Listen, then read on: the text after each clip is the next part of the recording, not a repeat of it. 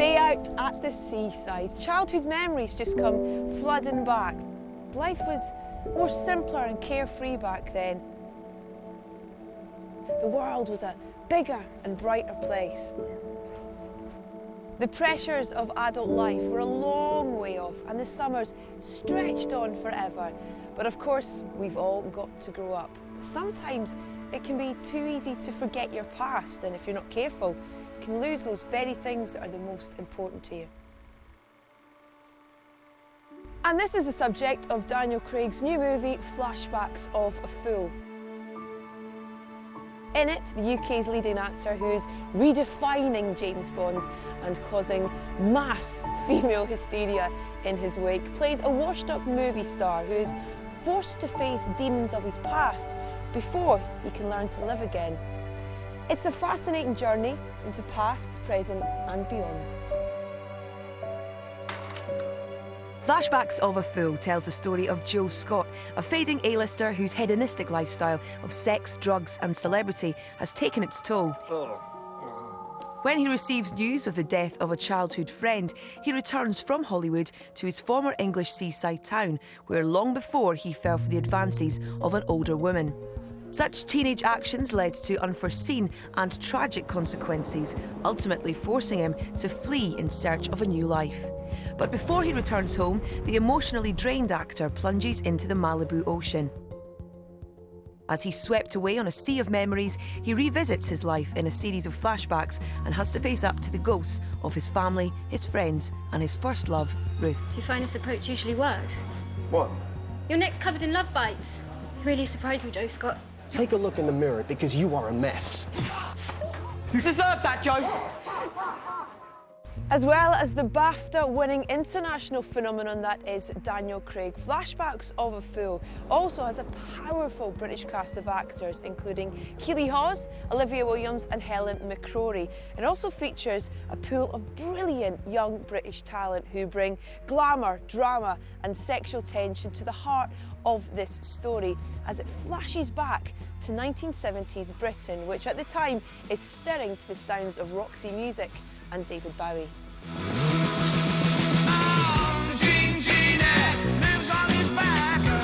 During the programme, I'll be talking with Daniel Craig. I'll also be catching up with the other young dudes. That includes 007 Jr. himself, Harry Eden, Kate Rath's Felicity Jones, and the inimitable Alfie Allen. She wants me. I'll also be talking with the film's acclaimed director, Bailey Walsh, whose groundbreaking work with the likes of Massive Attack, Kylie and Oasis stand him in very good stead to capture this illuminating and fascinating journey. But before I chat to 007, let's head to London's Leicester Square, where the stars very much glam rock their way up the red carpet.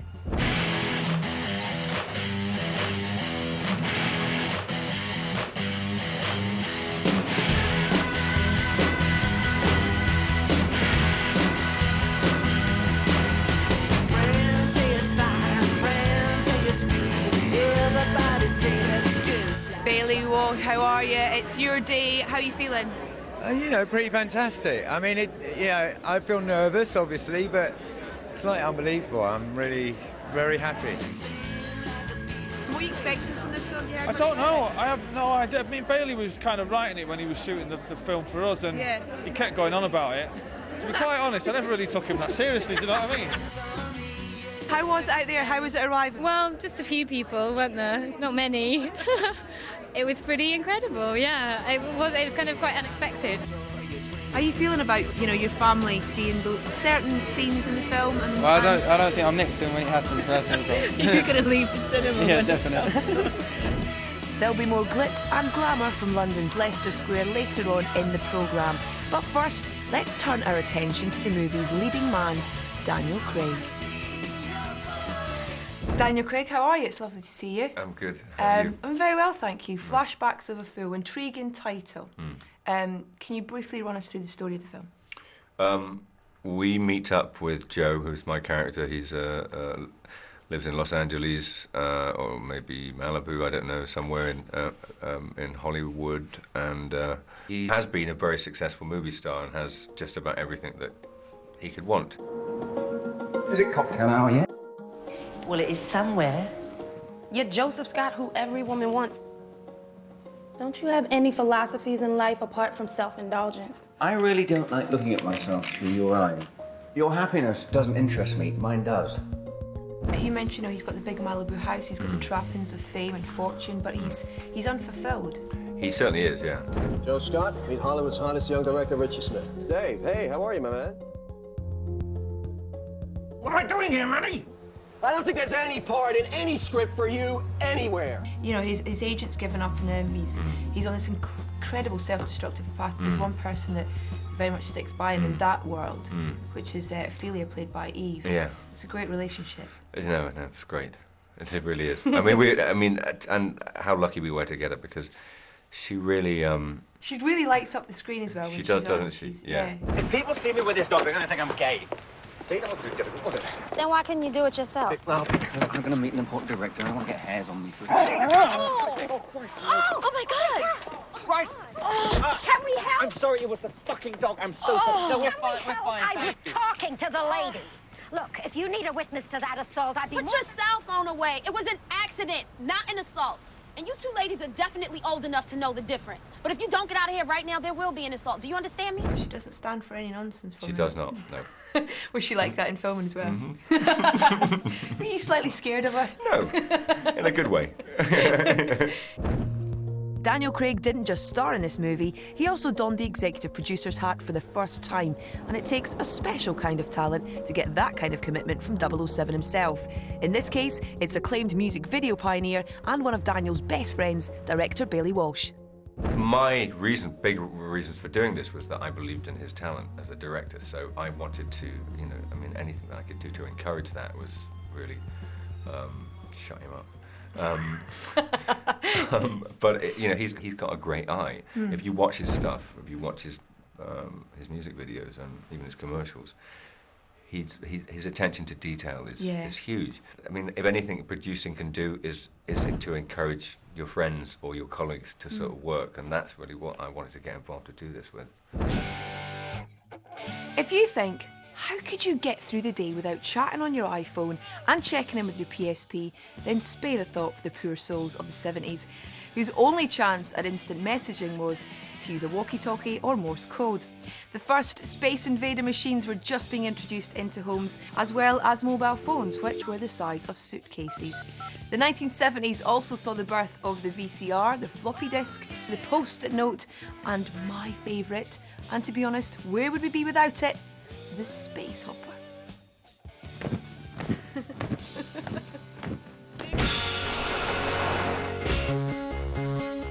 Some things never change, and in the 1970s, fun fairs and amusement arcades formed the landscape for angst-ridden teenagers to explore their budding sexuality and play out their childhood fantasies.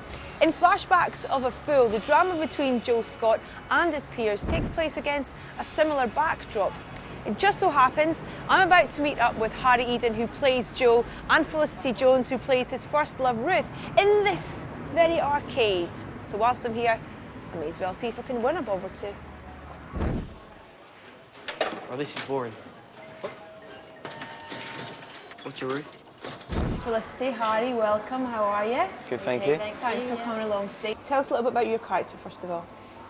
Ruth she's quite an independent kind of spirit, and she's a bit outside the main group of friends. So I think for the boys, she has a bit of a kind of angelic status. I'm gonna go. See ya. Do you want to come? What, me? Yeah. Okay. Joe. I thought we got the pictures. Slight change of plan. Jammy bastard. She's really into her music, so she's really into David Bowie and Roxy music and her fashion, and her and Joe kind of get together and they just both appreciate how good this music is, and they have these moments where they kind of their minds both meet. Who do you like more, Bowie or Roxy? I can't choose. They're both brilliant. No, you have to. It's impossible to choose. If you ask me Bowie or Deep Purple or Roxy and Black Sabbath, then I could choose, but not Bowie and Roxy. They share their love of music and clothes, and they come together for this time, and I think they've got similar spirits, you know, they're kind of kindred spirits in a way.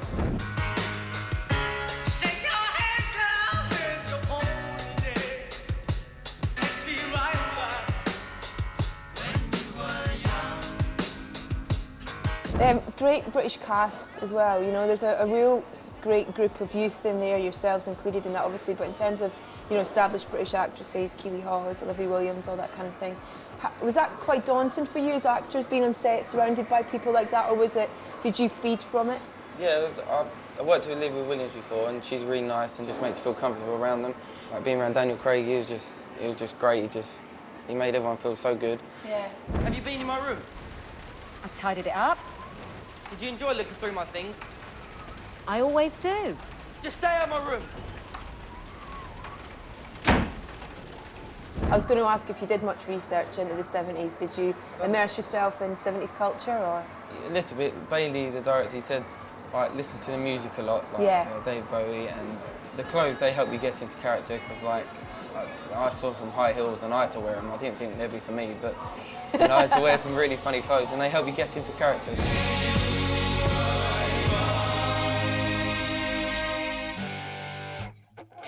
Joe Scott and his loon-panted mates in their retro threads could be seen pretty much everywhere in the 70s, which was a decade for major changes in fashion. All the kids wore wide lapels, open collars, platform shoes, sparkly eyeshadow and hot pants. Hairstyle-wise, it was big and colourful all the way, epitomised by the look of those diamond dogs. But if you think that lot looked bonkers, well, you'd better watch out, because I hear glam rock's making a big comeback. So time to dig out your mum's platforms and step back in time.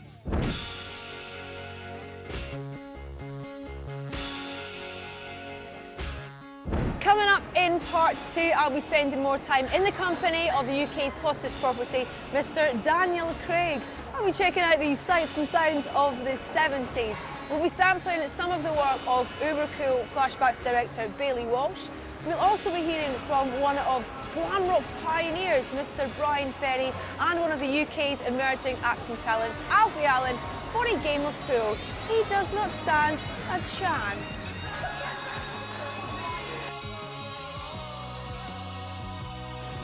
Edith, you coming in? Yeah, right, Harry. In my condition.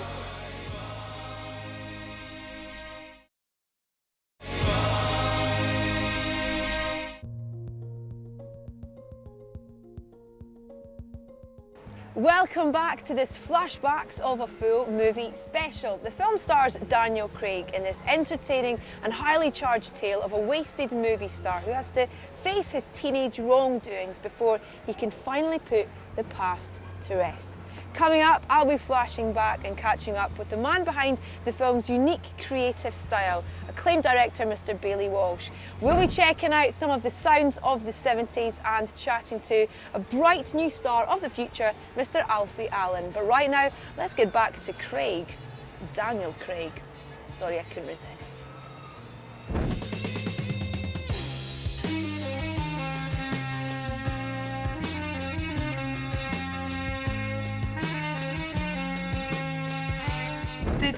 Did doing the film, being involved in it, did it give you a slight nostalgic view of thinking back to your own childhood? And I grew up near the sea, so I mean arcades were kind of where I hung out all my, as much as possible. Sort of £1.50 a toffee and then go in the Wurlitzers. It's kind of, Drunken Harbour Wall, all that kind of thing. Stuff like that. It's kind of but we filmed in South Africa. That was very. Bailey was very adamant that we did that, and it worked out beautifully because it needed to feel like a memory. It needed to feel like that summer that lasted for 6 months. It needed to feel like that, It looks at part like an English coastline or British coastline, and then doesn't, and that's really kind of what sort of bringing you in and out to make you remember that it's a flashback, it's a memory. Was crucially important. Making his directorial debut in a full-length feature, Flashbacks director Bailey Walsh has won awards for his cutting-edge vision in music videos and rockumentaries. He's directed diverse artists such as Kylie Minogue, New Order, Massive Attack, Oasis, and has incorporated iconic figures like Kate Moss into groundbreaking commercial work. So, just the man required to keep these young stars on track. Here's a look at some of his work.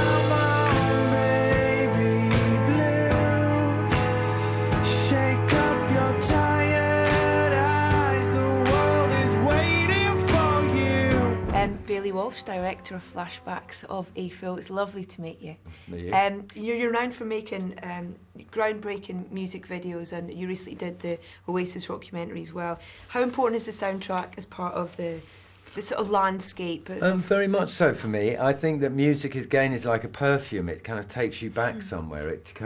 It jolts you into a time and a place. And music is our diary of our lives, you know. Whether it be Roxy music for me and David Bowie for me, you know, for everyone has their music that they brings back that scent. You know, brings back that moment for them. So yeah, I wrote the script with Roxy music. You know, it was key throughout the whole time I was writing.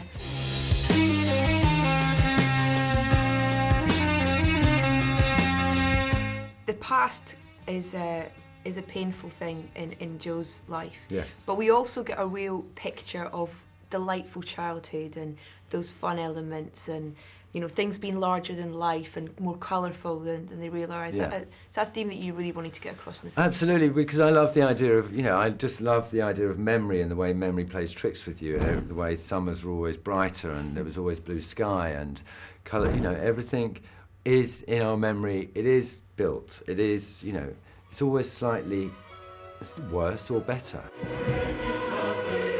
You know, and I love the idea of that with the visual, right? So I loved to play with that.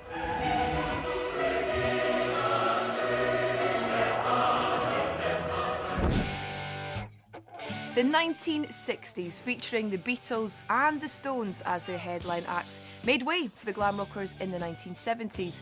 Leading the way was Mark Bolan and T-Rex. Then came the even brighter star of the Thin White Duke himself, Ziggy Stardust, aka David Bowie. Other seminal bands soon followed, such as The Sweet and, of course, Brian Ferry and Roxy Music.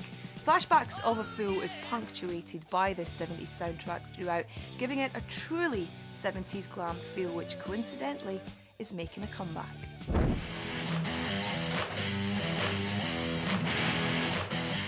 Brian Ferry, it's an honour to meet you, sir. Well, nice to be here. Yeah. This film is, I would say, as much about you as anything else and your music. Yeah, it kind of. It's an underlying narrative, basically. A bit blush-making, really, isn't it? But no, Bailey is a great filmmaker, and it's so great that he's got this all together. Now, tonight, Brian Ferry's going to watch your scene of your interpretation of his music. How are you feeling about it? Horrific. Oh my, really? I didn't know that. But for you, if I say the 70s to you, what's the first thing that kind of springs to your mind of what that time means to you and what the 70s? Well, it was really exciting, you know. Very visual time, obviously, and for me it was action-packed. In every gang, there's always a bit of a roll-in. Part bad apple, part court jester, but someone who's never happy unless they're spoiling everyone else's fun. In Flashbacks of a Fool, that would be Graham Hubble, played by an actor who's already starred in films like Atonement and is currently touring with the theatre adaptation of Equus. So I got some talk time with the busiest man in film, Mr. Alfie Allen, and the chance to check out his pool skills.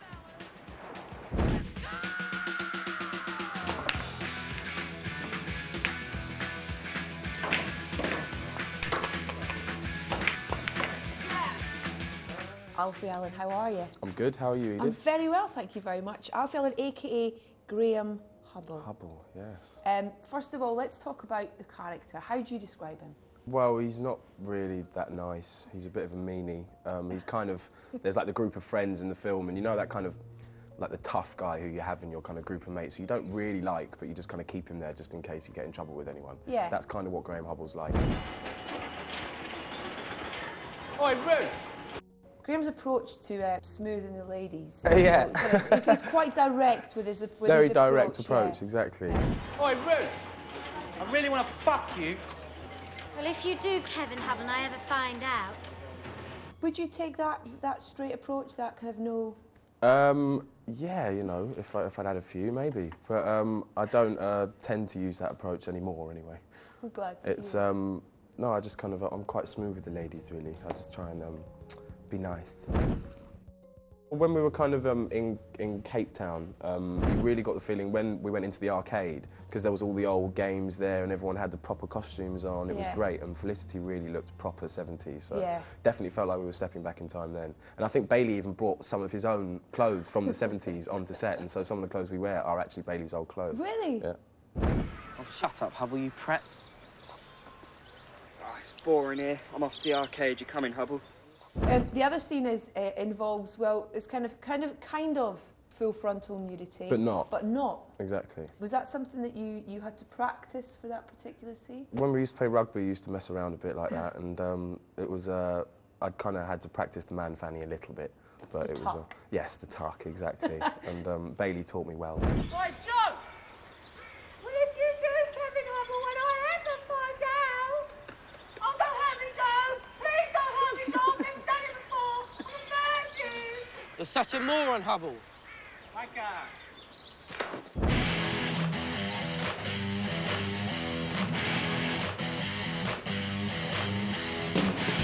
Daniel, you must be used to these premieres by now. Oh, yeah, no. Yeah. I just take them in my stride. But you're here not just as, you know, taking part in the film, you're exec producer tonight, so did you walk up that red carpet slightly differently tonight? I'm just trying to imagine how that would be.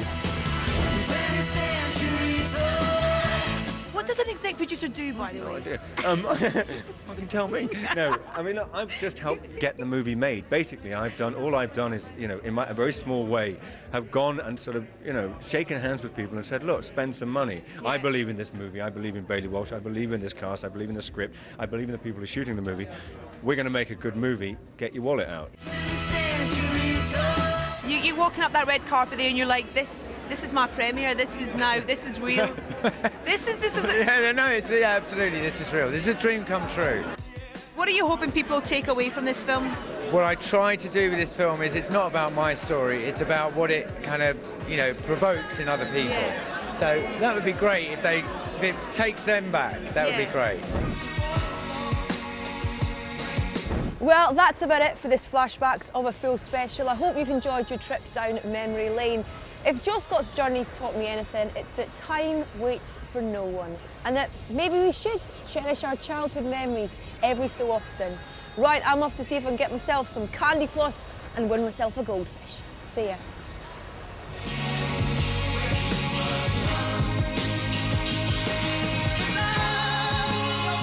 Coming up next, we've got 4 Music with Jamie Little.